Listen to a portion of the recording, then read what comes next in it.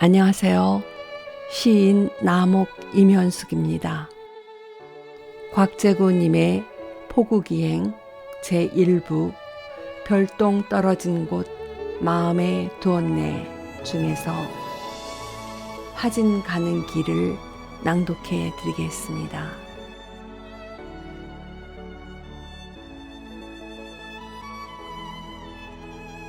겨울꽃 지고 봄꽃 찬란히 피어라. 화진 가는 길. 살다 보면 외로움이 깊어지는 시간이 있다. 불어오는 바람 한 줄기, 흔들리는 나뭇잎, 가로등의 어슴푸레한 불빛, 사랑하는 사람의 전화 목소리조차 마음의 물살 위에 파문을 일으킨다. 외로움이 깊어질 때 사람들은 그 외로움을 표현하는 자신만의 방식이 있다. 어떤 사람은 밤새워 술을 마시고 어떤 사람은 빈 술병을 보며 운다. 지나간 시절의 유행가를 몽땅 끄집어내 부르는 사람이 있는가 하면 오래전에 연락이 끊긴 이의 집에 전화를 걸어 홍곤히 잠든 그의 꿈을 흔들어 놓기도 한다. 아예 길가의 전신주를 동무 삼아 밤새워 씨름하다 새벽녘에 한눈금에 오물동이를 남기고 어디론가 떠나는 이도 있다. 내 친구 H는 외로울 때면 빵 봉지와 사과 상자를 들고 고아원과 양로원을 찾는 버릇이 있다. 실컷 사랑에 차 있어야 할 시절 따뜻한 보호를 받아야 할 사람들의 시린 그림자 앞에서 소구름을 참고 한너절을 보내면 외로움이 잡힌다고 했다. 포항시의 버스 터미널에서 부령포행 버스를 타고 장기곳으로 가는 동안 길은 많이 쓸쓸했다. 마음의 풍경 탓이다. 나는 인생이 아름다운 것은 우리들 삶의 골목골목에 예정도 없이 찾아오는 외로움이 있기 때문이라고 믿는 사람이다. 외로울 때가 좋은 것이다. 물론 외로움이 찾아올 때 그것을 충분히 견뎌내며 사랑할 수 있는 사람은 드물다. 다들 아파하고 방황한다. 이 점 사랑이 찾아올 때와는 확연히 다르다. 사랑이 찾아올 때 그 순간을 생각하는 것만으로 사람들은 행복해진다. 길을 걷다 까닭없이 웃고 하늘을 보면 한없이 푸른 빛에 가슴 설레고 엘리베이터 안에서 만난 모르는 이에게도 안녕 하고 따뜻한 인사를 한다. 사랑이 찾아올 때 사람들은 호젓이 기뻐하며 자신에게 찾아온 삶의 시간들을 충분히 의미 깊은 것으로 받아들인다. 외로움이 찾아올 때 사실은 그 순간이 인생에 있어 사랑이 찾아올 때보다 더 귀한 시간이다. 쓴 외로움을 받아들이는 방식에 따라 한 인간의 삶의 깊이, 삶의 우아한 형상들이 결정되기 때문이다. 구룡포. 매번 느끼는 것이지만 이 항구는 정말 아름답다. 동해안의 맨 끝, 그래서 나라 안에서 해가 맨 먼저 뜨는 마을. 외로움이 깊어져서 숨도 쉬기 힘들어질 때 나는 구룡포를 찾는다. 동해 연안의 추억을 부린 모든 고기잡이 배들이 정박해 있는 것 같은 북적대는 선창 풍경. 그 배들의 수요보다 훨씬 더 많을 것 같은 갈매기들의 모습. 드럼통에 피운 불빛을 쬐가며 그물을 손질하는 바다 사내들. 여기저기 바람에 말려지는 오징어와 과메기라고 불리는 꽁치들의 모습. 그 모든 풍경들이 한순간 여행자가 안고 온 외로움의 벗짐들을 파도 저 멀리 실어 보낸다. 여행자는 실없이 불빛이 따스운가요? 하고 묻다가 바다에 고기는 많은가요? 라고 묻고는 바라보는 이들에게 피식 웃음을 건네고 만다. 그러나 구룡포가 아름다운 이유는 다른 데 있다. 구룡포의 골목길들. 한번 들어가면 출구가 어딘지 쉬 짐작이 안 되는 길들. 한 사람이 겨우 빠져나올 듯한 길들이 구불구불 이어지고 그 속에서 주름이 깊게 팬 할아버지를 만나고 기저귀를 빨랫줄에 넣는 새댁을 만나고 세발 자전거를 타는 아이를 만난다. 구룡포의 골목길을 떠돌다 보면 세상에서 가장 아름다운 건축물이 서울의 달동네라고 말한 어느 서양 건축학자의 매력적인 지적이 이곳에서도 여전히 유효함을 알게 된다. 나란히 누워 서로의 살갗을 부비는 집들, 담장들, 빤히 들여다보이는 이웃들의 꿈, 가난, 숨결들.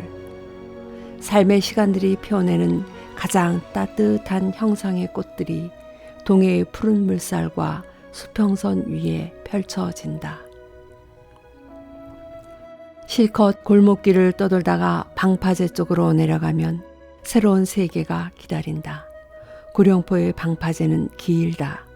외지에서 온 여행자는 특히 그들이 연인 사이일 때 이 방파제는 바다로 뻗어 있는 세상에서 가장 아름다운 길이 된다. 파도와 그들이 내는 소리들이 꽃처럼 발밑에 쌓이고 갈매기들의 비상은 색종이처럼 머리 위에서 쏟아진다. 그 길을 계속 걸어가는 것이다. 방파제가 끝난 곳에서 그들은 자신들이 꿈꾼 시간의 흔적들을 충분히 만날 수 있다. 등대. 빛이 보이지 않아도 영원한 페시미즘의 미래를 위하여 꿈꿀 수밖에 없다고 노래한 박윤환의 쓸쓸한 식구가 이곳에서만은 따뜻한 감성으로 살아오른다. 갈매기들이 날아오는 모습을 실컷 바라볼 수 있는 것 또한 큰 기쁨이다. 갈매기들은 이쁜 소의 눈빛을 하고 있다. 그들이 꾸는 꿈의 정갈함 탓이다. 갈매기들은 무리를 스치며 어부들이 던져주는 작은 생선을 물고 하늘로 올라간다. 어떤 갈매기들은 선창에서 이제 막 내려오기 시작한 불빛들을 물고 하늘로 올라가기도 하고 어떤 갈매기는 그냥 기류를 타며 하늘 한 곳에 머물러 있다. 그들도 외로움을 탈까 생각하는 동안 불빛들은 점점 폭우와 정박 중인 배들과 바다를 적셔 나간다. 선창의 한 식당에서 저녁을 먹었다. 혼자 먹는 밥맛의 깊이를 아는 이는 예술가가 아니면 육체 노동자다. 주모가 대보러 가는 버스 노선을 일러주었다. 10분을 기다리다 택시를 탔다. 일출이라는 이름의 모텔에서 하룻밤 꿈도 없이 홍고한. 대보에는 등대가 있고 등대 박물관도 있다. 나라 안에서 해가 가장 먼저 뜨는 호미곶에서도 맨 동쪽에 위치한 이곳 바닷가에는 몇 년 전 한 조각 작품이 세워졌다. 육지와 바다 쪽에 각각 하나씩 마주보며 세워진 손의 형상을 한 이 조각 작품은 화합이라는 표제보다는 훨씬 을씨년스러운 느낌을 준다. 그러나 관광객의 발길이 끊긴 어느 시간 홀로 바닷가운데 솟구친 이 손을 바라보는 시간은 충분히 사색적이다. 바닷속에서 파도의 거품을 뚫고 솟구친 손. 무엇인가를 움켜잡으려고 아니면 간절히 기원하는 것도 같은 그 손. 앙겔로 플로스 감독의 영화 안개 속의 풍경 생각이 난다. 헬리콥터가 매달고 가던 거대한 형상의 손. 지향점을 상실한 채 쓸쓸한 형상으로 바다를 넘어가던 손. 구말리까지 2km쯤을 걸었다. 2년 전 새로운 천년이 열렸다며 전 세계가 소란스러웠을 때 빈곤, 기아, 인권, 전쟁, 그 어떤 혹독한 이슈에도 지구 위의 모든 인간들이 그렇게 호들갑을 떨었던 적은 없었을 것이다. 이곳 바닷가에서 하룻밤을 지새운 적이 있다. 구만이라는 마을 이름이 좋았던 것이다. 포항에서 버스를 타고 30km쯤이면 닿는 거리인데 문득 구만이라니. 1시간도 채 못 되는 시간 속에 9만 리를 날아오를 수 있다니. 추억, 사랑, 꿈, 희망, 무지개. 나는 이곳 바다에서 떠오르는 새 천년의 첫 햇살을 보며 인간들이 꾸는 꿈들이 그야말로 9만 리 장천하에 아득하게 펼쳐오르기를 바랐던 것이다. 작은 항로 표준등이 서 있는 방파제의 맨 끝에 쭈그리고 앉아 하늘의 별을 보며 자정을 넘겼다. 새로운 천년이 비로소 시작됐던 것이다. 그때 나도 동해의 파도 소리 속에 바람 하나를 던졌다. 평등. 바다를 넘어온 햇살이 모든 이의 가슴에 똑같이 다가오는 것처럼 지상 위의 모든 인간들이 보다 따뜻하게 자신들의 시간을 맞이할 수는 없을까?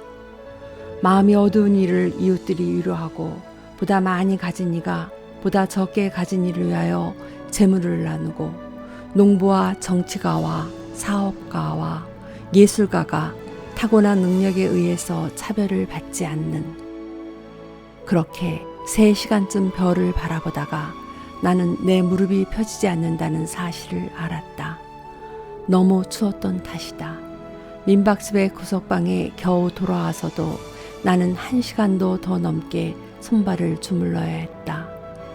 하긴 9만 리에 이르렀으니 그 먼 길을 걸어 이곳 바다에 이르렀으니. 9만 리에서 트럭을 얻어 탔다. 운이 좋다. 곧장 포항으로 나왔다. 그리고 버스를 탔다. 대낮 동해안길은 조금 흉물스럽다. 생선횟집, 라이브 음악을 들려주는 카페, 모텔들이 연이어 섰다. 나는 생선회를 좋아한다. 동화 속 같은 모습의 카페에서 라이브 음악을 듣는 것은 더더욱 그렇다. 터덜터덜 걷다가 지쳐 하룻밤을 세울 모텔이 없다면 서로 깊게 사랑하는 연인들의 꿈은 또 어디서 하룻밤을 세울 것인가. 그런데도 너무 많이 들어서 있다. 호젓한 해안길, 균제든 파도소리, 맑은 모래, 그들 속에 자연스레 동화되어 이들이 어울렸다면 동해안길은 여행지로서 철학적인 품격을 지니게 되었을 것이다. 7년 전 산타모니카 해변에 이르렀을 때 나는 넓게 펼쳐진 태평양의 모습과 끝모르게 이어진 모래사장을 보았다. 유명한 관광지인 만큼 그곳에도 식당과 음악 카페와 숙박시설들이 들어차 있었다. 그러나 그 시설들은 얼핏 보아 가정집과 별장의 모습을 닮아 있었다. 입간판을 세운 곳도 네온사인을 번잡하게 내세운 곳도 없었다. 가까이 다가가면 문패만한 크기의 식당이라는 글자가 새겨져 있을 뿐이었다. 모든 집들이 다 그랬다. 드넓은 바다를 보며 숲속에서 꾸는 꿈. 화진에 이르렀다. 언제부턴가 나는 동해안의 그 많은 포구들과 해수욕장의 이름들 중 화진을 제일 많이 좋아하게 되었다. 꽃나루인지 꽃이 다진 포구인지 잘 모르겠다. 이곳에 오면 이곳에서만 피어나는 참으로 아름답고 눈부시고 장엄한 꽃들의 화음을 만날 수 있다. 꽃들은 서로 어깨를 걸고 팔짱을 끼고 아무런 쓸쓸함이나 두려움 없이 밀려오고 또 밀려간다. 산산이 부서지고 하늘까지 다다를 듯 웅고하며 깊고 깊은 포말 속에 선명한 무지개의 가루를 들이운다. 파도들, 태초부터 우람하게 존재했을 거대한 파도들의 축제가 이곳 눈부신 모래바다 위에 펼쳐지는 것이다. 지나간 계절은 혹독했고 쓸쓸했으며 위대했다. 눈보라가 몰아치고 나무들의 나신이 뿌리 뽑혔으며 삶의 방황은 끝이 없었다. 그러나 이곳 바다에서는 늘 새로운 꽃이 지고 꽃이 핀다. 봄의 냄새가, 밀려오는 꽃향기가 파도의 일항 하나하나마다 깊게 스며 있는 것이다. 아무도 그 축제를 거스를 힘은 없다. 힘들수록 더 거세게 부딪히고 싶은 열망. 새로운 계절은 지나간 계절의 혹독함을 부드러운 숨결 속에 묻는다. 광기도, 고통도, 열망도, 다 파도의 꽃잎파리 속에 따뜻한 두 손을 펼쳐 드는 것이다. 겨울꽃은 지고 봄꽃 찬란히 피어라.